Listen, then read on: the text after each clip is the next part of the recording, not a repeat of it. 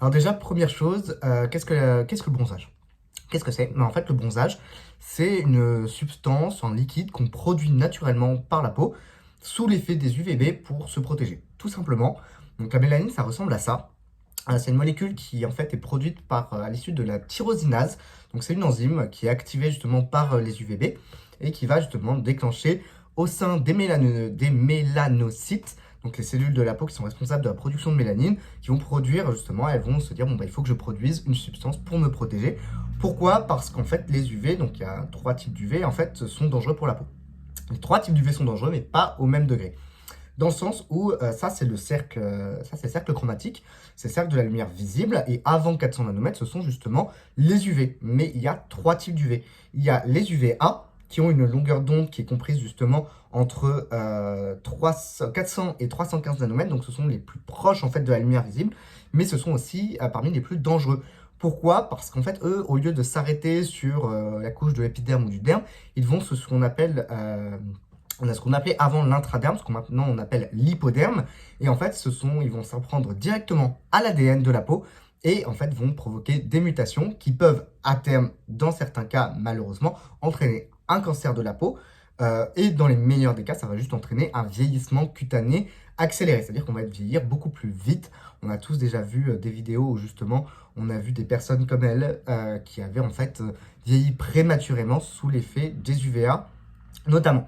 Ensuite, on a les UVB. Donc les UVB, ils ont une longueur d'onde comprise entre 315 et 280 nanomètres. Et là, ces UV, c'est assez différent parce qu'ils restent vraiment en surface au niveau de l'épiderme et du derme. Et eux, au lieu de causer de gros dommages sur l'ADN, ils vont causer de plus petits dommages. Notamment, ça va être les coups de soleil, ça va être des cloques, dans le pire des cas, des rougeurs. Donc il faut s'en protéger. Mais ils ont aussi des bons côtés, puisque les UVB vont entraîner la production par la peau de vitamine D, qui est hyper importante à la fois pour la fixation du calcium sur les os. On a tous vu des publicités à la télé sur l'importance de la vitamine C, notamment chez les enfants et les personnes âgées.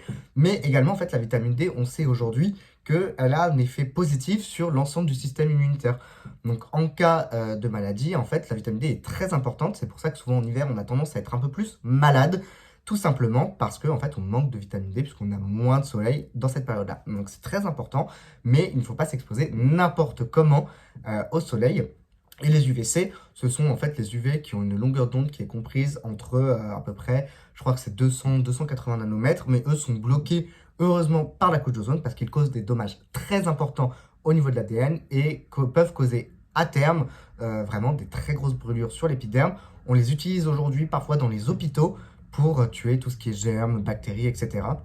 Parce qu'ils sont vraiment très costauds. Mais dans le cas où on est, heureusement, on a la couche d'ozone qui nous protège. Donc la couche d'ozone, c'est composé de ça. Donc c'est une molécule d'oxygène qui justement a la faculté d'absorber complètement les UV. Donc très important, les UVB c'est bien, mais il ne faut pas en abuser. Donc revenons au sujet principal, donc comment bien bronzer. Alors déjà, pour bien bronzer, il ne faut surtout pas se dire je mets de l'huile, je mets du monoeil, ce genre de choses. Quand vous me faites chauffer de l'huile, ça cuit. Donc concrètement, vous allez vous brûler la peau, l'huile d'olive, le monoeil, tout ça, ça ne sert absolument à rien à part vous détruire la peau. Si vous voulez bien bronzer, déjà on met de la crème solaire. 1,10-30 minimum, voire 50. Tous les jours, sur tout le corps qui est exposé. Même si vous êtes à l'intérieur et que vous êtes potentiellement face à la lumière, les UV passent à travers le verre. À part si vous avez des verres qui sont traités justement anti-UVA, anti-UVB, sinon, en fait, non, vous êtes complètement exposé aux UV, un petit peu moins certes qu'à l'extérieur parce que le verre absorbe une toute petite partie, mais vous êtes quand même exposé. Donc déjà, la première chose, si on veut bien bronzer, on met de la crème solaire. Et si, avec de la crème solaire, vous ne bronzez pas, et ben dans ce cas-là, c'est que vous n'êtes pas tout simplement conçu pour bronzer. Tout simplement, moi je vais prendre mon exemple très personnel, moi je ne bronze pas. Si je ne mets pas de crème solaire, je finis complètement brûlé avec des coups de soleil partout. Et si j'en mets, je ne bronze pas. C'est tout simplement que mon corps produit naturellement peu de mélanine. C'est normal, c'est pas grave, il y a des personnes qui bronzent très facilement, même avec de la crème solaire. Et ben en fait, c'est parce que leur corps, naturellement, va produire de la mélanine. C'est comme ça, c'est la génétique, on ne peut rien y changer. Surtout, on évite les cabines à UV parce que les cabines à UV en fait envoient des doses massives d'UV donc qui causent aujourd'hui, on le sait, des cancers de la peau si leur usage est trop poussé, trop répété pendant trop longtemps. Donc vous pouvez vous faire 1 à 2 séances légère avant les vacances, histoire de préparer votre peau, mais pas de cabinet UV 5-6 séances avant vos vacances, parce que vous allez vraiment vous détruire la peau.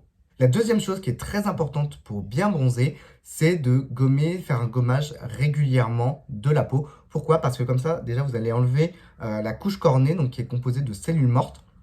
En les enlevant, vous allez permettre déjà à la peau de mieux absorber les soins que vous allez lui donner, notamment les soins hydratants comme l'aloe vera par exemple, ou les laits de corps, qui sont hyper importants, on en parlera plus tard. Mais également, vous allez permettre à la peau de mieux recevoir justement les rayons du soleil et donc de mieux produire de la mélanine. Et surtout, en fait, vous avez activé en fait la circulation sanguine et vous allez activer le renouvellement cellulaire, donc qui va permettre d'avoir un bronzage qui soit bien propre et surtout qui soit un bronzage sain. Ça ne sera pas un bronzage, un surbronzage, si je puis dire, qui sera dû en fait au fait que vous ayez une couche entre les deux. Donc, vous allez forcer votre peau pour bronzer à s'exposer plus au soleil, donc elle va devoir surproduire de la mélanine et c'est pas le but. Le but, c'est vraiment que ça soit sain, que ça soit bien fait, que la peau puisse bronzer dans les bonnes conditions. Donc, un gommage 1 à 2 fois par semaine. C'est vraiment l'idéal avant l'été. Le troisième conseil que je peux vous donner pour bien bronzer, c'est de miser sur l'hydratation, mais à la fois à l'intérieur et à l'extérieur. Pourquoi? Parce qu'en fait, les cellules, elles vont avoir besoin, justement, pour bien produire de la mélanine, elles vont avoir besoin d'eau. On est composé à 78% d'eau, à peu près, et donc il faut de l'eau. Il faut de l'eau à l'intérieur, il faut de l'eau à l'extérieur.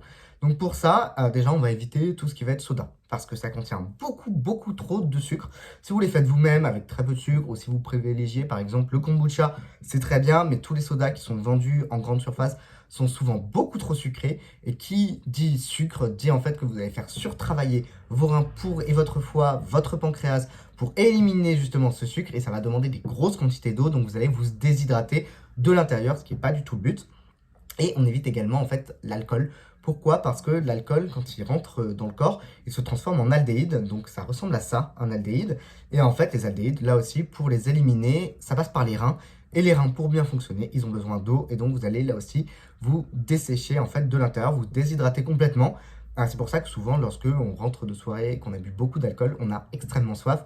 C'est parce qu'en fait, c'est l'alcool qui nous a déshydratés à cause de cette transformation en aldéhyde. Et donc les reins ont besoin de l'éliminer. Ça, c'est le deuxième conseil. Troisième conseil, avoir donc une bonne hydratation et boire entre 1,5 et 2 litres d'eau par jour. C'est ce qui est recommandé par les médecins, donc à peu près cette quantité-là. Et vous pouvez varier bien sûr cette eau soit en ajoutant par exemple des fruits à jus, comme par exemple du citron, vous pouvez ajouter de la fraise, vous pouvez ajouter des pêches dans votre eau ou des plantes comme la menthe, le basilic, qui vont lui donner un petit goût si vous en avez besoin pour faciliter un petit peu la consommation d'eau. Ou alors vous pouvez aussi privilégier tout ce qui est thé, notamment le thé vert, parce que ça va venir apporter justement un boost en plus d'antioxydants à votre corps de façon générale, et c'est peut-être plus facile pour vous dans ce cas-là de bien vous hydrater de l'intérieur. La deuxième chose, c'est aussi de bien hydrater sa peau à l'extérieur, donc ça passe notamment par les laits, crèmes ou les baumes. Là, vraiment, chacun est libre de choisir la forme qu'il veut. L'important, c'est que ce soit des agents hydratants, notamment, par exemple, l'aloe vera, qui a des propriétés à la fois anti-inflammatoires et cicatrisantes. Donc, après l'exposition au soleil, ça peut être une excellente chose de mettre un produit à base d'aloe vera sur votre peau pour l'aider vraiment à se régénérer après avoir été exposé au soleil. Vous pouvez également miser sur l'acide hyaluronique qui, lui, va concentrer en fait l'eau dans les cellules, puisque l'acide hyaluronique peut absorber entre 50 et 1000 fois son propre poids en eau. Donc ça peut être une alternative assez intéressante. En revanche, les huiles ne sont pas déshydratants. Une huile, en fait, par principe, justement, ce n'est pas un corps aqueux, ça ne contient pas d'eau, ça permet par contre de garder l'eau à l'intérieur.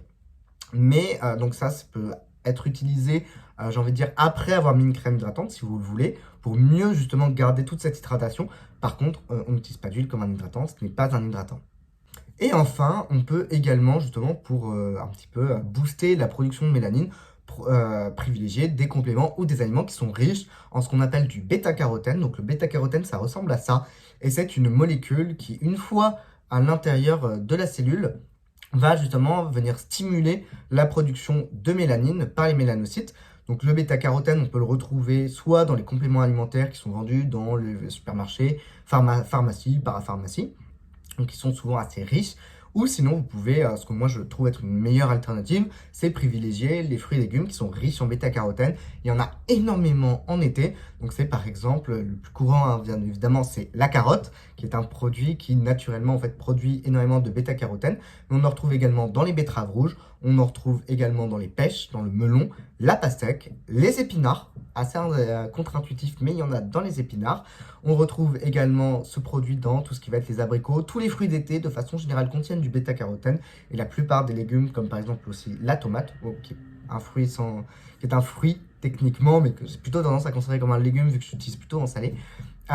Donc tous ces produits-là vont contenir du bêta-carotène. Et ce bêta-carotène va venir justement stimuler la production de mélanine au sein de la peau. Donc ça va être un très très bon allié si vous voulez avoir un beau bronzage en revenant des vacances. Pour résumer, un beau bronzage, c'est déjà une crème solaire, c'est une exfoliation régulière, l'hydratation à l'intérieur et à l'extérieur, in and out, et surtout une alimentation qui est riche en bêta-carotène ou des compléments alimentaires riches en bêta-carotène.